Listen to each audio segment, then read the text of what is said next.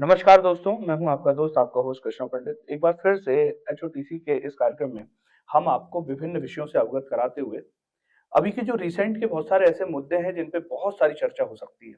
लेकिन अभी व्यावहारिक तौर पर, राजनीतिक तौर पर, सामाजिक तौर पर एक और बड़ा मुद्दा जो लोगों के लिए चर्चा में आया है, जिसे हम यूजीसी के नाम पर जानते हैं।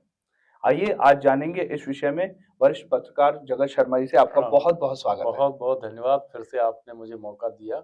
सबसे अच्छी बात आपकी ये है कि इतनी डायनामिक पर्सनैलिटी होने के साथ इतने विभिन्न विषयों पर जो इतने सहजता से आप चर्चा करते हैं, बहुत ही तारीफ़ काबिल है। इसके लिए बहुत-बहुत धन्यवाद, शुक्रिया आपका। तो वैसे तो बुद्ध विषय बहुत अच्छा है, हम और भी तरीके से इसको समझ सकते हैं, लेकिन मेरे पास जो अभी चर्चा में हम टीवी, टेलीविज़न पे देख रहे हैं, अभी लोग पेपर में पढ़ रहे हैं, क्योंकि एक सवाल है जो लोगों के समझ में नहीं आता, क्योंकि लोगों को ये पता नहीं कि यूजीसी एक्चुअल में क्या? तो मेरे को ऐसा लगता है कि इस विषय पे थोड़ा-सा हम प्रकाश डालते हुए कि यूजीसी क्या है और कैसे है, फिर अब इस पे आगे बढ़ते हैं।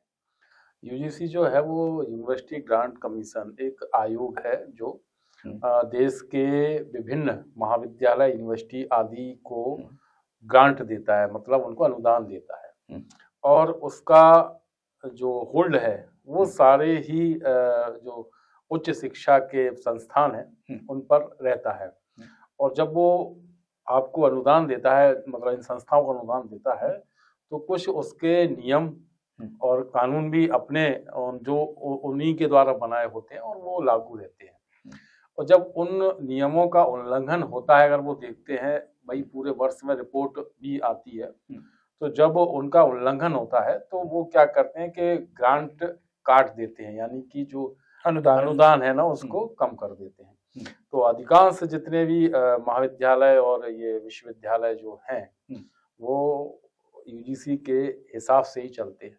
हुँ, तो ये यूजीसी की भूमिका है हुँ। उच्च शिक्षा में।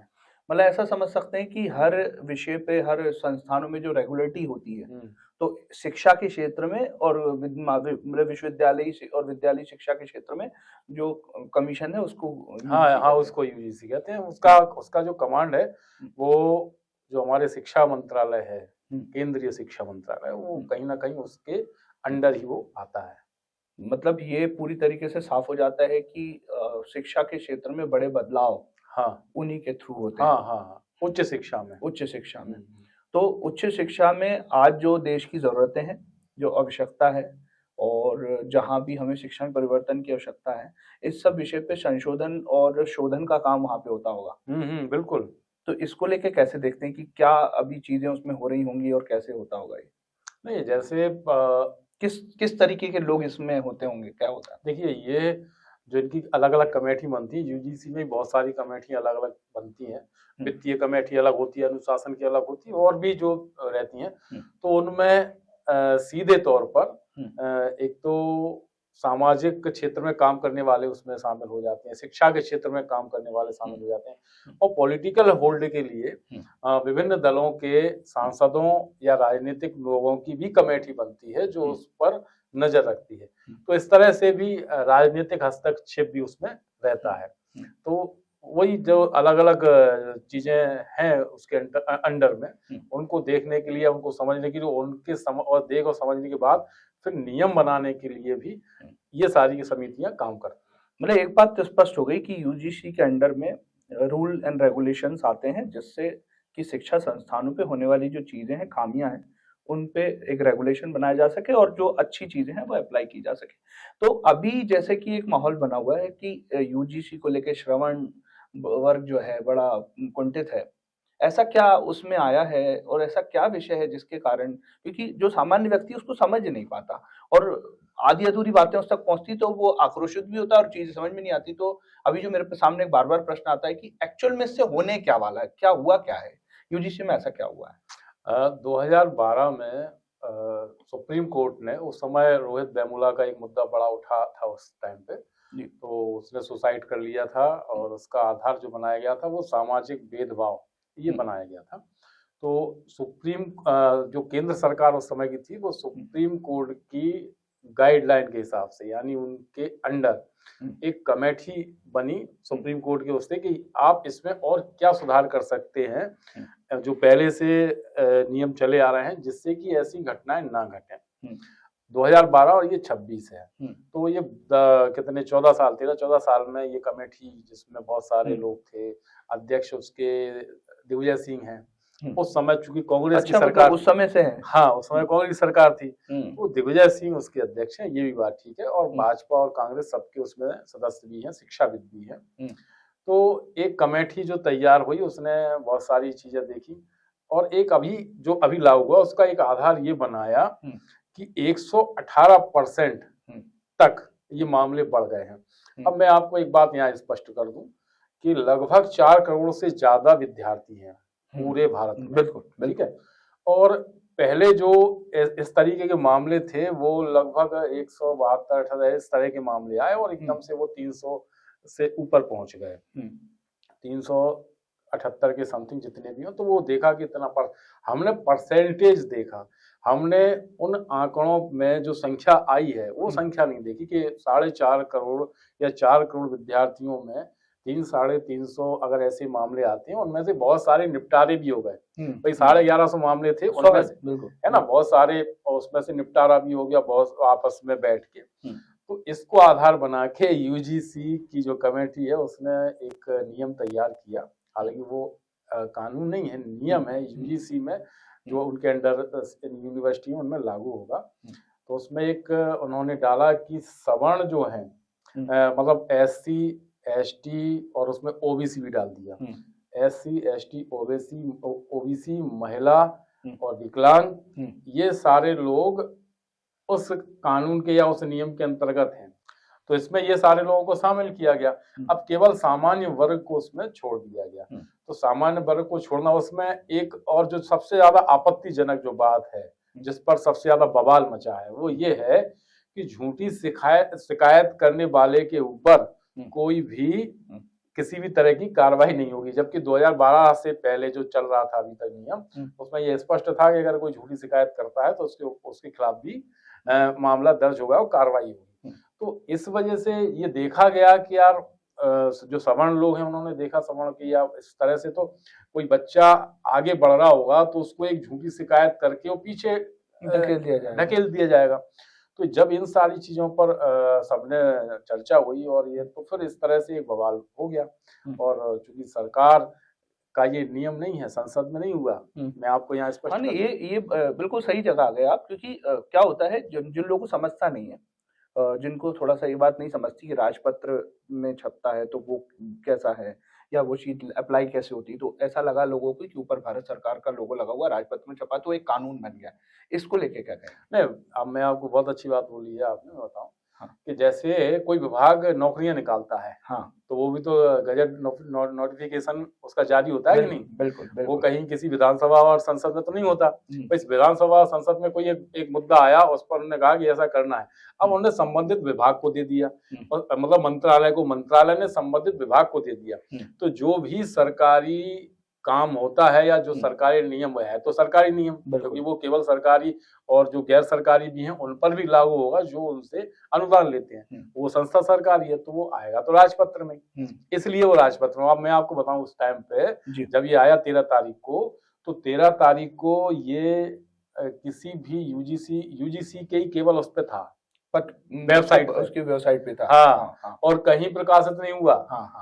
तो ये क्या था, गुपचुप तरीके से इसको लागू करना था। लेकिन इसके पीछे राजनीतिक षड्यंत्र भी था ऐसा?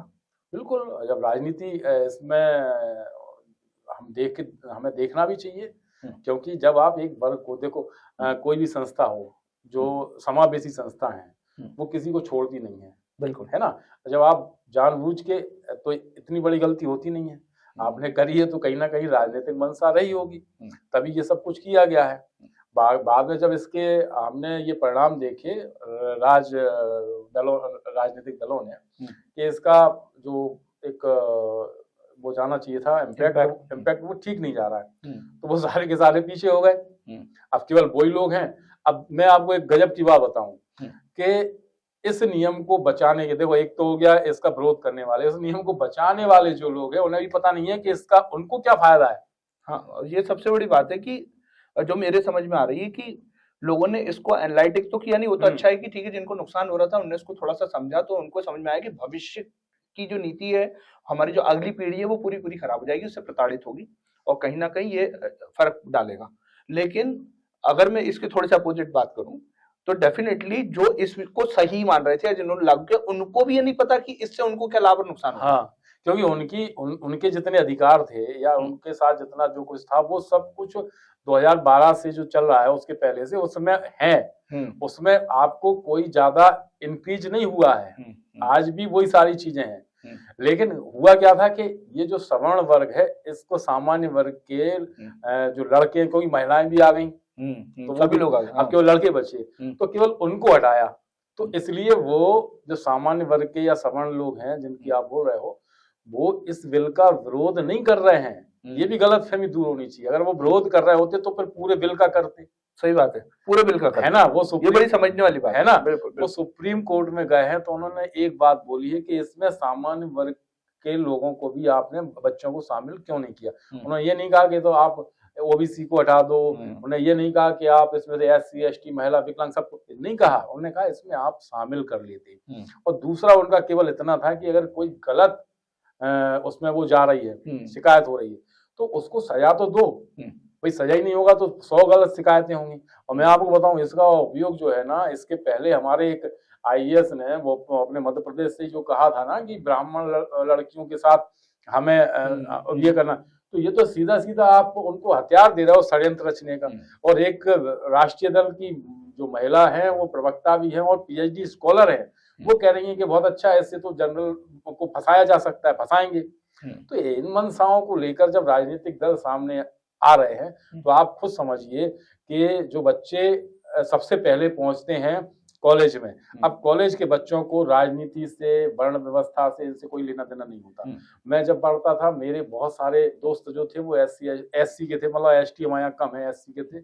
ओबीसी जब कोई मायने नहीं रखता था, अब ये नया वर्ग हो गया ओबीसी का, तो हमें कोई भेद ही नहीं था। और कॉलेज टाइम के बाद तक अभी अगर मैं अपने मित्रों की सूची दिखाऊं तो अगर मेरे 100 मित्र हैं तो उसमें से सबसे ज्यादा वही है, और मैं अभी उनको फोन कर दूं तो वो हाल के हाल तुरंत आ जाएंगे।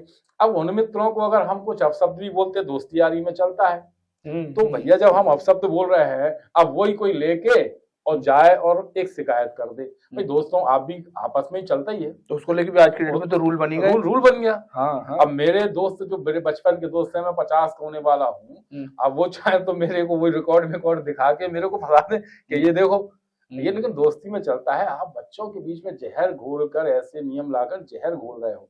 हॉस्टल में मेरा बच्चा खुद यहाँ पे पढ़ता है, उसका हॉस्टल में जो उसके दोस्त थे, जो मेट उनके साथ में रहते थे, उसमें एक एसटी का भी बच्चा था, एक ओबीसी का भी था, एक शायद सिंधी था। वो सब कोई बर्तन साफ कर रहा है, कोई आटा गूंथ रहा है, कोई कुछ कर रहा है। इस तरह से भाई हम सब ऐसी तरह से रहे हैं छात्र जीवन में, सभी लोग। मेरे को ऐसा लगता है दर्शकों में भी, क्योंकि अब जब मैं जब चर्चा करता हूँ और सामान्य तौर पर पब्लिक फिगर है तो हमेशा जब लोगों के बीच में रहते हैं, तो एक बात समझ में आई है कि व्यक्तिगत रूप से सभी का दायरा वही है, हमारे मित्र वही हैं, हमारे लोग सारे वही हैं, फिर भी कहीं ना कहीं आज हम लोकतांत्रिक व्यवस्था को देखकर मुझे ऐसा लगता है कि क्योंकि जो लोग निर्णय ले रहे हैं, जैसे अभी आपने बताया कि कुछ लोग जब उसके, जैसे कुछ लोग विरोध में, कुछ लोग सपोर्ट में भी है, वो लोग उसको अप्लाई करने के लिए बात करते हैं, तो कहीं ना कहीं ये लोकतांत्रिक व्यवस्था की हत्या नहीं?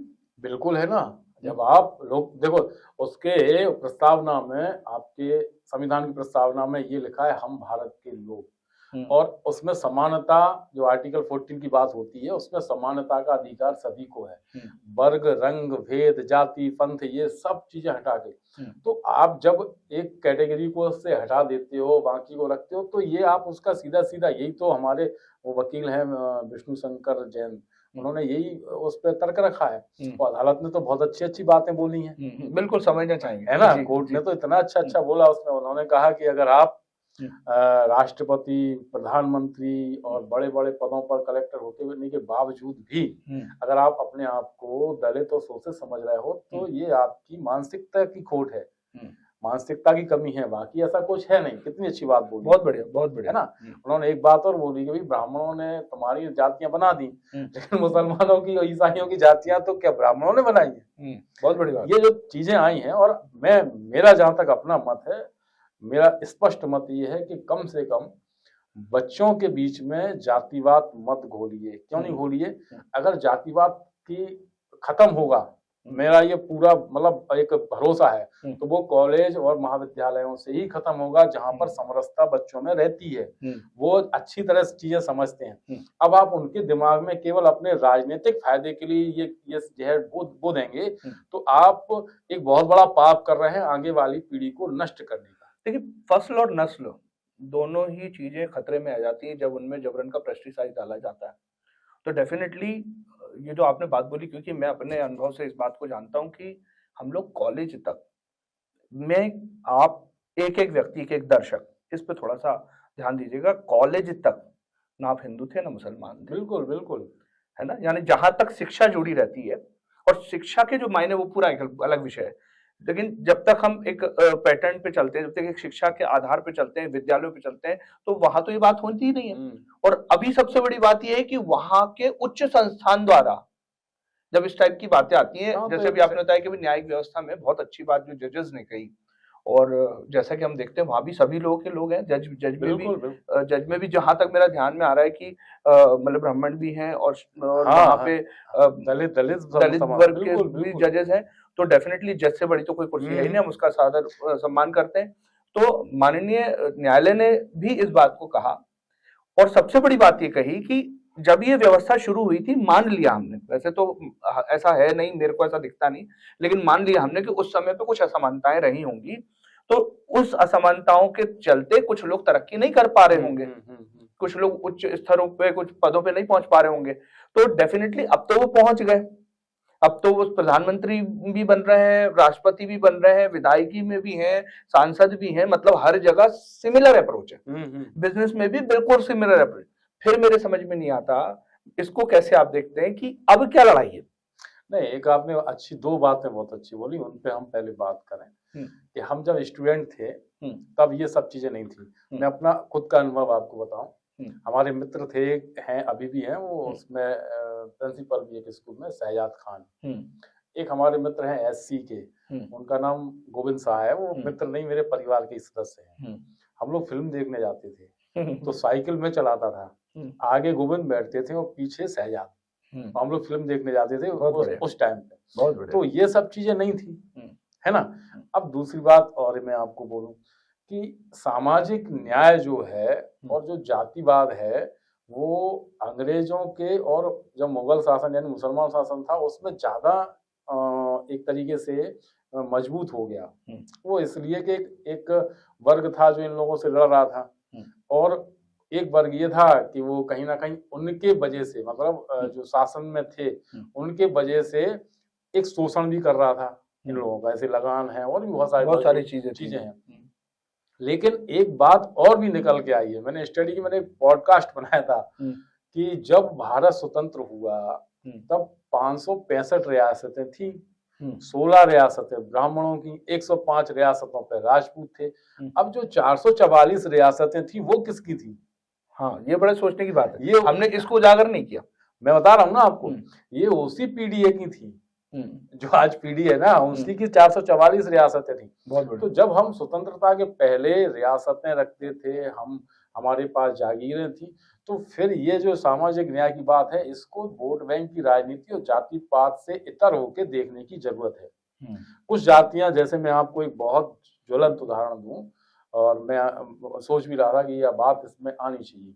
अभी 8-10 साल पुरानी बात है, मेरी बुआ जी एक्सपायर हुई, मैं जालौन के गांव में गया, देखा मैंने आज भी वहां पे जो 13वीं की वो हुई, खाना वाना पंगत जिसको बोलते हुआ, तो एक जाति विशेष की महिला, उसके 2 छोटे छोटे बच्चे दूर खड़े हैं, ये लोग जो पत्रे लेके आ रहे हैं वो उनके पास डाल रहे हैं, उसके बाद रख रहे हैं, वो वहां से जूठन इकट्ठा करके डलिया में रख रही है। इस पर इस दृश्य पर हमें शर्मिंदा क्यों नहीं होते हैं? मतलब ये कि आपने आरक्षण के नाम पे कुछ लोग तुष्ट हो गए, क्या पूरा समाज तुष्ट हो गया? मतलब एक बहुत बड़ी बात ये है कि 60 साल बाद आजादी के ये दृश्य है, वो लोग कहाँ हैं? मतलब हम लोग सांप्रदायिक होने की हाँ। बात करते हैं, हम लोग धर्मनिरपेक्ष होने की बात करते हैं, हम लोग इस विषय पर चर्चा करते हैं, लेकिन आज भी अंतिम पंक्ति में खड़ा व्यक्ति वो वैसा ही है ना।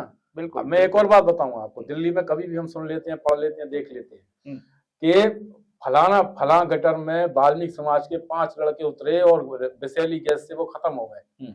हम यार इतने दिनों बाद भी उनका सुरक्षा कवच तैयार नहीं कर पाए, हम उन मशीनों को तैयार नहीं कर पाए जो गंदगी साफ कर रहे हैं, हम वहां उनका उपयोग कर रहे हैं। ये शर्मिंदगी की बात है कि नहीं? उनके पास आरक्षण क्यों नहीं पहुंचा, उनके पास सुविधाएं क्यों नहीं पहुंची? ये कुछ लोग जो इतना बड़ा खोवा करके पूरा पी ले रहे हैं, उनके उनके उनके तरफ कौन देखेगा? अच्छा, मुझे एक चीज और लगती है जगदीश कि आप देखिए, आप मीडिया से जुड़े हुए व्यक्ति हैं और डेफिनेटली हर विषय को देखने का एक अलग दृष्टिकोण होता है, कहीं ना कहीं हम लोग पारदर्शिता के साथ देखते भी हैं। ऐसा नहीं लगता कि जो चीजें जबरन, मतलब जो चीजें थी नहीं वो चीजें परोसी गई अपने देशवासियों को लेकर? बिल्कुल। और सही चीज डिलीवर ही नहीं हुई। अरे सही चीजों, जो सही चीजें हैं ना, उन तक मीडिया नहीं पहुंचता भाई साहब, उन तक राजनीतिक दल। अभी क्या नारा लगता है कि जिसकी जितनी संख्या भारी उसकी उतनी हिस्सेदारी। आपने 85% में उनको गिन तो लिया, उन तक आप पहुंचे नहीं हो। क्यों? क्योंकि वो अपने आप को लीड नहीं कर सकते, वो अपनी व्यथा जो है आपसे कह नहीं सकते। मैं बस आपसे फिर पूछता हूँ, वाल्मीकि समाज के कितने व्यक्ति, हम जब किसी वफे में जाते हैं तो वो हमारे साथ में बैठ के भोजन करते हैं? बताइए आप। हाँ, वो मेरे को ऐसा लगता है ये मामला मतलब एक तो खुद से भी निर्भर करता है कि हम लोग अपने आप में मानसिक कुंठित एक अपने आप को रखते हैं और शायद बराबरी में अगर लोग को बिठा भी रहे तो बैठ नहीं रहे। और दूसरा एक पूरा राजनीतिक एजेंडा जो उस पर काम कर रहा है कि ये नहीं है, गलती से बराबर ना हो जाए। बिल्कुल, नहीं तो मुद्दा खत्म हो जाएगा। उनका वोट चाहिए आपको। हाँ, मुद्दा खत्म हो जाएगा। आपको उनका वोट चाहिए, लेकिन लीड मैं करूंगा। मैं दलित हूं क्योंकि मेरा पूरा रिफॉर्म हो गया, मेरी जाति का मैं सबसे बड़ा हूं, मैं इसको लीड करूंगा। उनका वोट चाहिए मुझे। वो उनकी जो स्थिति है वो मैं ये कह रहा हूँ, और वो जो सुनना चाहते हैं वो उन्हें सुनाया जा रहा है। हाँ। जिस पे वो प्रताड़ित है वो जैसे तात्कालिक सारे बाबा कर रहे हैं, जैसे तात्कालिक सारे ज्योतिषी कर रहे हैं कि स्वाभाविक बात है सभी प्रताड़ित तो हैं। हाँ। अब मैं आपको बताऊं, नहीं आप बहुत प्रताड़ित हैं एक्चुअल में, आप समझो। तो वो सिंपैथी गेन करके शायद मेरे को लगता है वोट बैंक की राजनीति हो रही है। 100%। वही मैं कह रहा हूँ कि एक मंत्री बना व्यक्ति, मैं कुछ जातियां हैं, मैं स्पष्ट कर दूं आपको, जिन्होंने आरक्षण का भरपूर लाभ लिया है, चाहे वो ओबीसी में हो, चाहे वो एससी में हो। एसटी तो अभी भी अपने आप को रिफॉर्म कर रहे हैं, एसटी समाज पूरी तरह से ऊपर नहीं आया, ठीक है, जबकि उनके यहाँ भी राजा रजवाड़े रहे हैं। अभी कुंवर विजय शाह हैं, रघुनाथ शाह का हम नाम सुनते हैं, तो ऐसा नहीं है। लेकिन उनको वो बहुत सीधे जनजातियां हैं, वो धीरे धीरे उनको कोई बरगला लेता है। अभी देखो आप मिशनरीज उन्हीं पे काम करती हैं, तो वो अभी आ रहे हैं। लेकिन एससी में ऐसे कुछ लोग हैं, कुछ जातियां जिन्होंने पूरा का पूरा उसका लाभ उठाया है। मैं फिर आपसे कह रहा हूँ, वर्मा जी, संतोष वर्मा जी, आप पॉडकास्ट के माध्यम से, कि वर्मा जी कभी वाल्मीकि समाज के साथ भी संबंध जोड़ने की बात करिए, कभी आप झस्या समाज के साथ भी, धानुक समाज के साथ भी संबंध जोड़ने की बात करिए। अरे आप संबंध तो छोड़ो, आप उनके साथ बैठ के भोजन नहीं करते हो। बिल्कुल। तो ये रिफॉर्म कब आएगा? आप तो कलेक्टर बन गए हो, उनका क्या होगा? आज भी मैं ये कह रहा हूँ कि पूरे भारत में सफाई कर्मचारी केवल एक कौम है, उसका रिफॉर्म कब होगा? बिल्कुल, ये बहुत बड़ी बात है। मतलब हम देखिए, हमने दुनिया में, मैं जैसा देख पाता हूँ, अब ऐसा ही पूरी दुनिया गोल है और सब बड़े आसानी से सबके मोबाइल में आ गई है। पूरी दुनिया में आप अगर किसी भी देश की तरक्की को देखेंगे तो वहां पे जो कर्मचारी है वो कर्मचारी है, ना कि वो सिर्फ सवर्ण है या दलित जात से जुड़ा नहीं है। और वो लोग बहुत वेल मेंटेन तरीके से हाईटेक टेक्नोलॉजी को यूज करके सब कुछ करते हैं। बिल्कुल, मतलब वो अपनी नैतिक जिम्मेदारी समझती है कि सफाई करके बैठना, हमारे यहाँ कहावत है कि कुत्ता भी सफाई करके बैठता है, तो ये तो सभी की नैतिक जिम्मेदारी है। लेकिन एक विशेष वर्ग करेगा, ये गलत बात है। हमारे यहाँ वर्ण व्यवस्था थी, बड़ी दुर्भाग्य हमारा ये कि पूरा विश्व अपने चिंतन के मापदंडों को कहाँ ले जा रहा है, और हमारे यहाँ के जो नेता हैं, हमारे यहाँ के जो लोग, जैसा मंत्र वैसा तंत्र, तो ऐसा कहते हैं हम लोग, तो वो लोग सिर्फ अपने निजी स्वार्थों के चक्कर में हमारी पूरी युवा तरुणाई को खराब कर रहे हैं। बिल्कुल, हमारे पूरी पोटेंशियल को खराब कर रहे हैं। अभी मैं देखता हूँ, देखिए साहब, देश में, पूरे देश में हिंदू जागरण को लेकर बड़े बड़े आयोजन हुए, बहुत जबरदस्त बात थी, बहुत अच्छी बात है। लेकिन उसके साथ में हम ये भी देखते हैं कि किस तरीके के लोगों को, पहले तो एक लड़ाई का मुद्दा हिंदू मुस्लिम था, जब इनको लगा कि राम मंदिर मुद्दा खत्म हो गया, हाँ, तो अब इस तरह से आप तो आपने नया मुद्दा पैदा कर दिया। आपको लगा कि इस पे भी वक्ता और लोग मतलब, क्योंकि युवा पीढ़ी को आप बरगला नहीं सकते, एजुकेटेड लोगों को नहीं बरगला सकते, एक बहुत गजब बात है, क्योंकि उनमें चिंतन की क्षमता है। जेन जी की सबसे बड़ी खास बात यह है, हमारे की युवा तरुणाई सबसे बड़ी खास बात यह है कि आप उन्हें कुछ भी नहीं परोस सकते, वो चिंतन करते हैं। तो अब आपको जब ये नहीं समझ में आ रहा था, तो आपने एक नया कानून लाके उनको कमजोर करने की कोशिश की, आपस में उन्हें लड़ाने के मुद्दे दे दिए। भाई उनके बीच में कोई लड़ाई नहीं थी। मुझे ऐसा लगता है कि जब सामान्य वर्ग प्रताड़ित होता, तो उनमें फिर नहीं भी होगा तो उनमें एक सामाजिक उन्माद पैदा हो जाएगा। ऐसा ये कानून है, इसको लेकर जब लोगों ने विरोध किया, और इसमें काफी लोग अपने अपने तरीके से वो भी कर रहे हैं। तो जैसे कि अभी आपने बताया, हमारे जज साहब ने कही एक बहुत अच्छी बात कही कि साहब सारी जगहों पे सब लोग पहुंच गए, अब आपको क्या विषय था। तो ये जो जहर घोला जा रहा है, ये जो जहर घोला, इसका रास्ता क्या है? मतलब एक, मेरे को देखिए तो गिलहरी बराबर योगदान है आपका हमारा, लेकिन फिर भी मैं ये कोशिश करूंगा कि इसके माध्यम से कुछ जो जागृत समाज है, कुछ चिंतन के लिए उन्हें विषय मिले। और एक और बात मैं आपको क्लियर कर देना चाहता हूं कि एचओटीसी के इस पॉडकास्ट में जितने भी हमारे दर्शक होते हैं, हम लोगों से जो प्रश्न करते हैं, निश्चित ही ये चर्चा है।